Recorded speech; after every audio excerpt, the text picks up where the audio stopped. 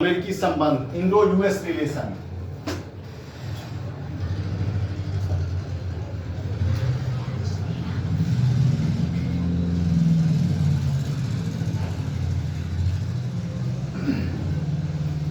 तो स्वतंत्रता से लेकर अब तक भारत अमेरिका के द्विपक्षीय संबंध को मिश्रित अनुभव के रूप में देखा जा सकता है ना? एक मिश्रित अनुभव के रूप में देखा जा सकता है। कैसे मिश्रित अनुभव है? क्योंकि अलग अलग समय काल में भारत और अमेरिकी संबंध की स्थिति एक अपसरण के अंतर्गत और अभिसरण के अंतर्गत, पहले तो दूर ही थे और बाद के दिनों में नजदीकियां बढ़ी है। और आज ऐसी स्थिति है कि भारत और अमेरिका रणनीतिक भागीदारी के रूप में आ चुके हैं, है ना? भारत और अमेरिका रणनीतिक भागीदारी के रूप में आ चुके हैं और दोनों ही देशों के द्वारा कॉन्फिडेंस बिल्डिंग मेजर्स अर्थात विश्वास आधारित उपाय, ट्रस्ट बिल्डिंग के क्षेत्र में कई आयामों में प्रगति हुई है। इन चीजों को हम लोग देखेंगे। तो भारत अमेरिकी संबंध को हम लोग दो भागों में देखते हैं। जब भारत और अमेरिका के बीच संबंध बहुत अच्छे नहीं थे, दूरी थी, इसके लिए वर्ष 2001 को हम लोग लेते हैं, 2001 वर्ष। यहाँ क्या हुआ था? Indo US relation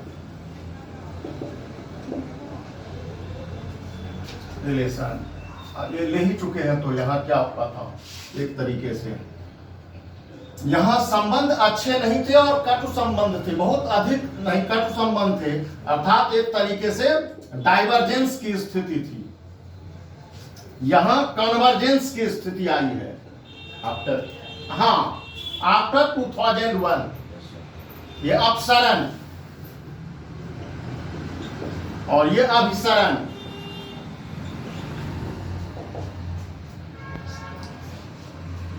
despite both with the large democratic countries, है ना, दोनों ही दुनिया के बड़े लोकतंत्र के रूप में, प्राचीन लोकतंत्र के रूप में, यहां दोनों की स्थिति क्या थी? डाइवर्जेंट। मीन्स यहां अगर 1947 से लेकर के 2001 और 2001 से लेकर के अब तक 2021 तक की स्थिति को देखते हैं तो वे कौन सी कारक परिस्थितियां थी? उन कारक परिस्थितियों को देखने से चलता है। 1947 में जब भारत स्वतंत्रता प्राप्त किया तो क्या कैसी स्थिति थी? तो इसी के साथ bipolar world, cold war, bipolar world और कोल्ड वॉर की स्थिति। 1947 द्वितीय विश्व युद्ध के पश्चात बाइपोलर वर्ल्ड की स्थिति। After math of the second world war the cold war broke out, है ना, और दुनिया दो खेमे में बट गया। Capitalist means cold war politics,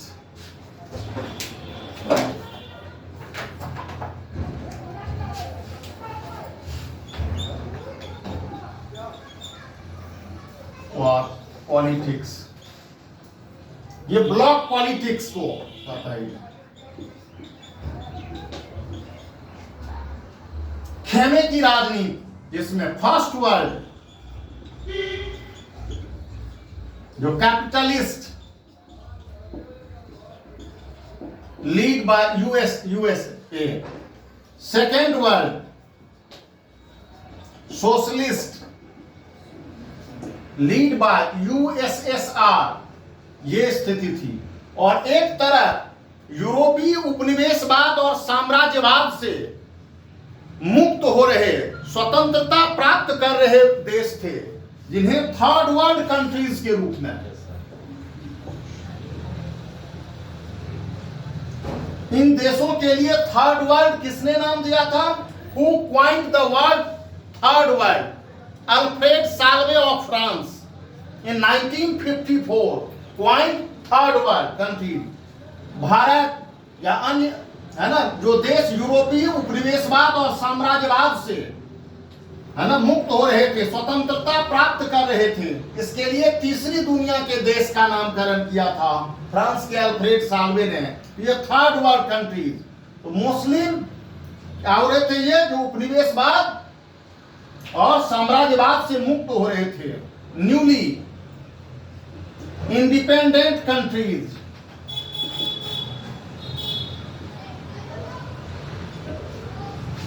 नवीन स्वतंत्रता प्राप्त देश। तो कोल्ड वॉर पॉलिटिक्स की स्थिति, जिसमें आप देखेंगे दोनों ही ब्लॉक के द्वारा नए नए सैन्य संगठन, मिलिट्री अलायंसेस। इसकी विशेषता क्या है इस दौर की कोल्ड वॉर की? Military alliances.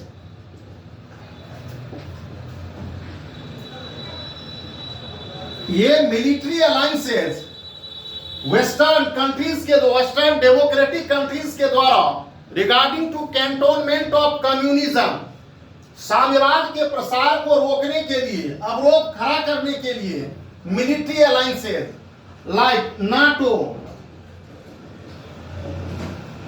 सीटो, सेंटो जैसे मिलिट्री अलायंसेस सेटअप हुए फर्स्ट वर्ल्ड, कैपिटलिस्ट वर्ल्ड के द्वारा। तो मिलिट्री अलायंसेस। दूसरा जो मिलिट्री अलायंस बनाया वो सोशलिस्ट यूएसएसआर के लिए वार्सा पैक्ट।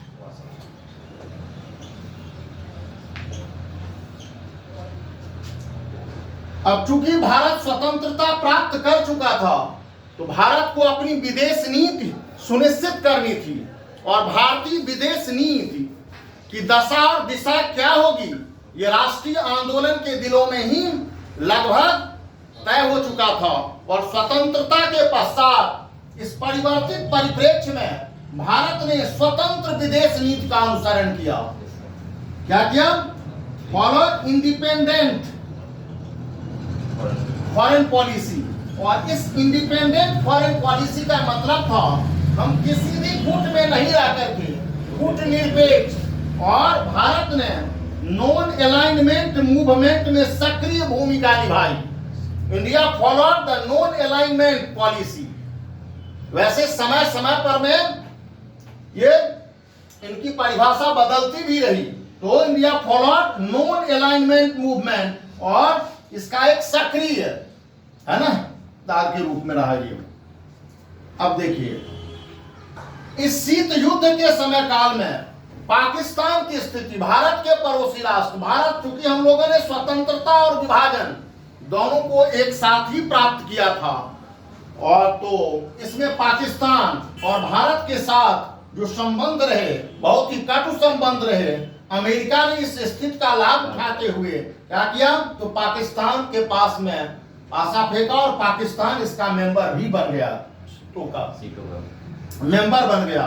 तो पाकिस्तान आ गया मिलिट्री अलायंस के अंतर्गत। हम लोग किसी भी सैनिक संगठन में, गुट में इसलिए भी नहीं शामिल हुए क्योंकि बहुत संघर्ष के पश्चात हमें स्वतंत्रता प्राप्त हुई थी, और हम इस सैनिक गुटबाजी के अंतर्गत रहकर अपनी स्वतंत्रता को अक्षुण्ण नहीं रख पाते। इसलिए भी भारत ने स्वतंत्र विदेश नीति का अनुसरण किया। तो एक तरफ आप देखेंगे शीत युद्ध के काल में अलग अलग क्षेत्रों में संघर्ष की स्थिति, जैसे वियतनाम में, जैसे कोरिया की स्थिति है ना, इन क्षेत्रों में, मध्य एशियाई क्षेत्रों में।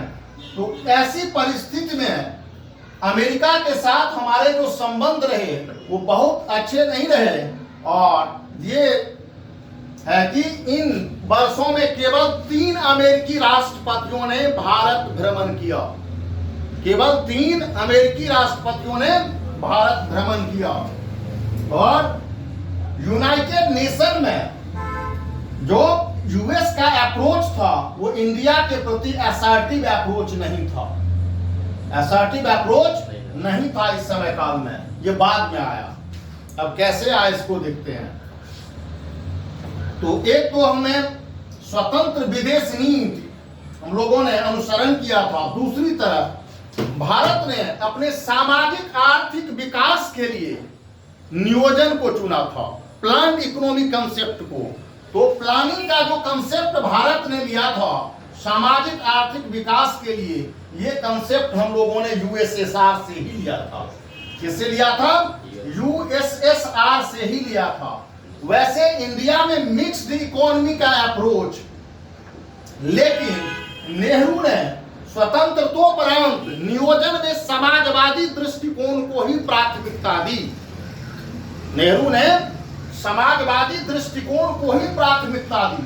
जो 5 ईयर प्लानिंग का कंसेप्ट हम लोगों ने लिया वो कहां से, यूएसएसआर से, और साथ ही साथ मिक्स्ड इकोनॉमी के बावजूद हमारा जो सामाजिक आर्थिक नियोजन था उसमें समाजवाद पर में बल था, सोशलिस्ट अप्रोच पर बल था, मीन्स स्टेट कंट्रोल उन्हीं के रूप में, बहुत अधिक नहीं लेकिन मिक्स्ड इकोनॉमी के अंतर्गत जो earlier economic policy was tilted towards socialism, समाजवाद की तरफ था।